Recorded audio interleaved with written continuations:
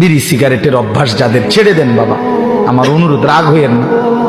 আপনি হিম্মত করলে পারবেন চাচা। বিড়ি সিগারেট আগুন, আগুন কোনো মানুষের প্রিয় হইতে পারে না।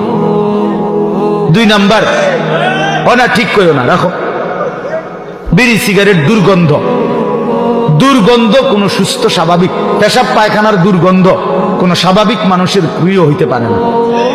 ঠিক বিড়ি সিগারেটও দুর্গন্ধ, দুর্গন্ধ কোনো মানুষের, স্বাভাবিক মানুষের কাছে পছন্দনীয় হইতে পারে না। এটা আপনার অসুস্থতা, আপনার এটা অসুস্থতা, আপনার মানসিক বিকৃতি এটা।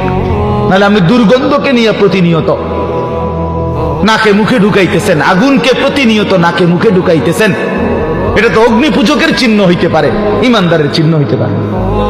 আর আমার একটা কথা শেষ, চাচার আর রাগ হইয়েন না, আপনাদেরকে বলি, 60 বছর 70 বছর 50 বছর যারা বিড়ি সিগারেট খাইয়া খাইয়া জীবন শেষ করলেন, আচ্ছা কবরে যাওয়ার পরে যদি ফেরেশতা বলে, মনে করেন একটা চিন্তা করেন না, কবরের ফেরেশতা যদি বলে চাচা আপনারে আমি দেখছি